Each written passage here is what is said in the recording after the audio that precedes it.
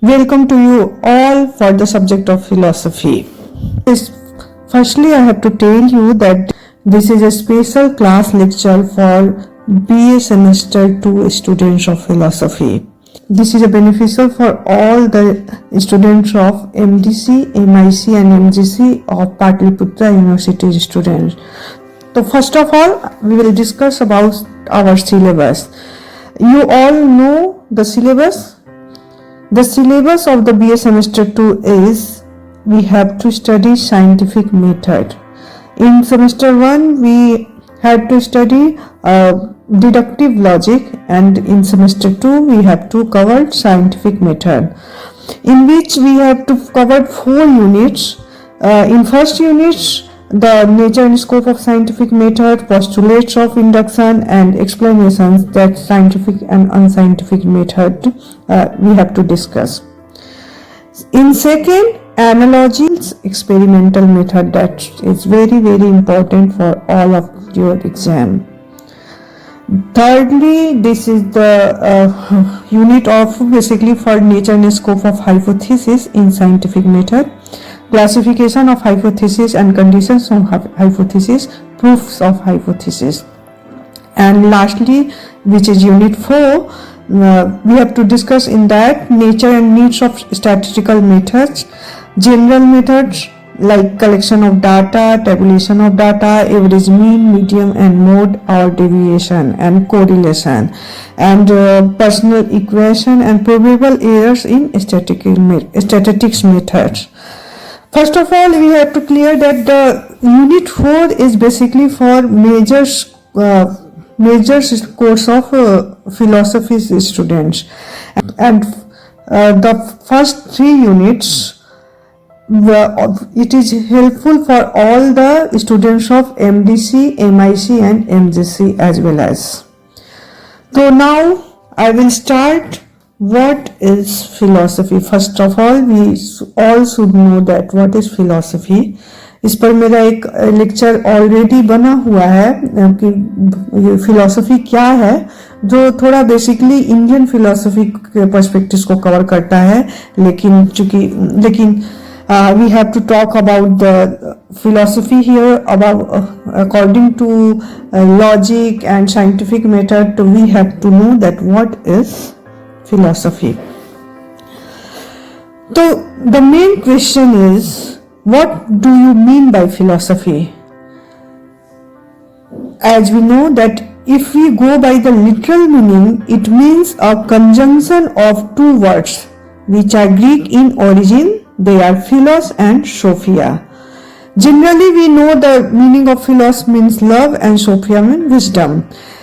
Literally we can say that philos means intense liking or attraction for something. तो हम यहाँ कह सकते हैं कि जनरल जो फिलॉसफी का मतलब लव ऑफ विजडम बताया गया है, वो लव ऑफ नॉलेज से उससे आपको कंफ्यूज नहीं होना है.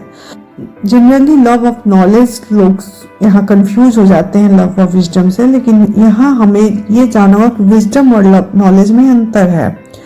नॉलेज बेसिकली है कि आप you can gain from somewhere anything about something, जबकि विजडम जो है कि केवल गेन करना नहीं है, बल्कि जो आपने गेन किया है उसको आपने एनालाइज करके तब जाके अपनी बुद्धि से उसका ज्ञान प्राप्त किया. तो इस जो बुद्धिमत्ता के प्रति प्रेम है, that is the philosophia. There are many definitions about philosophy in various books, but technically speaking, the definition of philosophy aims to rationally interpret the universe in its totality. Hence, it has earned the nickname of Mother of all Sciences. Now, the question is, what do you mean by science? तो सबसे पहले हमें ये जानना होगा कि अगर we are saying that mother of all sciences, तो साइंस क्या है और यह किस तरह सारी साइंस की मदर है. तो साइंस मीन टू से विज्ञान एक्चुअली रेफर्स टू वी और ज्ञान, दैट मीन्स विशिष्ट ज्ञान.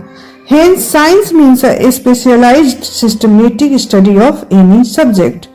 Hence, science may be classified under various headings like natural or positive sciences, example physics, chemistry, etc.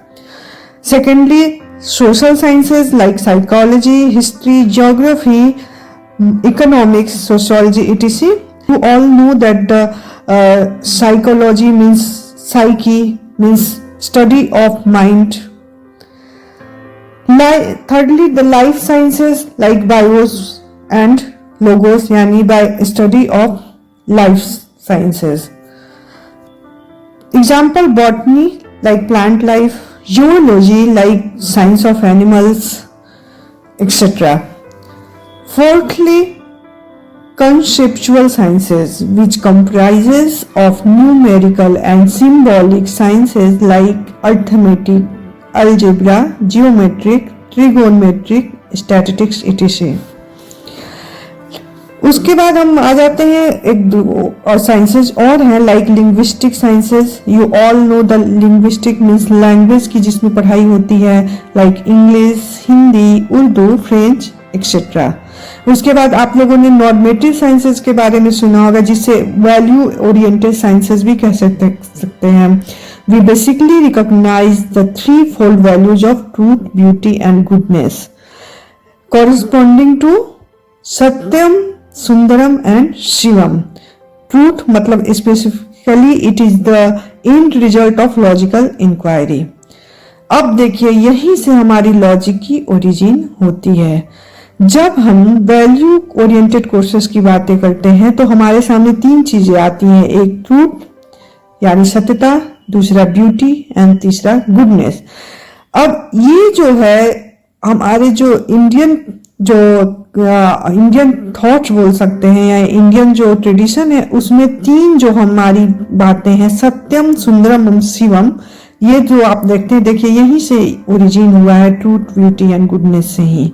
Truth जो है वो specially it is in result of logical inquiry. Beauty जो है वो relate to all sorts of creative arts like singing, dancing, sketching, rangoli work, etcetera. Technically beauty relates to the science of aesthetics. उसके बाद जो goodness की बात करते हैं, ट्रूथ की बात हो गई, ब्यूटी की बात हो गई और गुडनेस की बात हो गई. Goodness related to the human activities and consequently becomes the centre point for the study of ethics. उसके बाद एक अप्लाइड साइंसेज आती है जिसमें where two or more of the above mentioned classifications are involved. जैसे आपने MBBS का नाम सुना होगा. MBBS क्या है? Bachelor of medicine sciences. अब इसमें दो से अधिक जो ये है ब्रांचेज हैं उनको जोड़ के एक डिग्री बनाई गई है.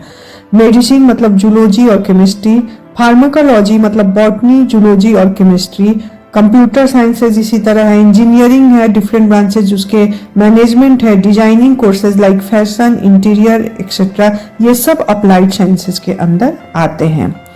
So now that we know the varied group of sciences and the search for truth in every sphere in logic, hence we have to know the different methods involved in form of inquiry. Search for inquiry involves inference, analogy, classification, explanation, facts, hypothesis, theory, principle, law, etc. अब जैसे मैंने syllabus जो हम आपके सामने discuss की थी जिसमें क्या था, हमारा एनालॉजी था, हाइपोथेसिस था, साइंटिफिक मेथड था. अब देखिए यही पे सारी चीजें आ गई हैं. मतलब यही कैसे हमारी साइंसेस से हमारी लॉजिक या साइंटिफिक मेथड तक हम पहुंच रहे हैं फिलॉसफी के थ्रू. सबसे पहले तो हमें ये समझना होगा कि फिलॉसफी में किसी चीज को हम फिलॉसफी को मदर ऑफ ऑल साइंसेज इसलिए कहा जा रहा है कि साइंस में किसी चीज को आप प्रूफ करते हैं और फिलॉसफी में प्रूफ किए चीज को भी जब तक नहीं स्वीकार करते तब तक कि उसको हम उसकी तर्कता उसे साबित नहीं कर सकते हैं. और ये तर्कपत्ति ही फिलॉसफी में लॉजिक के रूप में हम जानते हैं. तो इस लॉजिक को बेसिकली हम सिंप्लीफाई करेंगे तो उसमें दो प्रमुख तत्व या पद्धति स्वीकार की गई है, जिसे डिडक्शन और दूसरे को इंडक्शन कहा गया है। यही डिडक्शन लॉजिक जो है हमारा सेमेस्टर फर्स्ट का सिलेबस है, and induction is the scientific method which is syllabus of semester 2।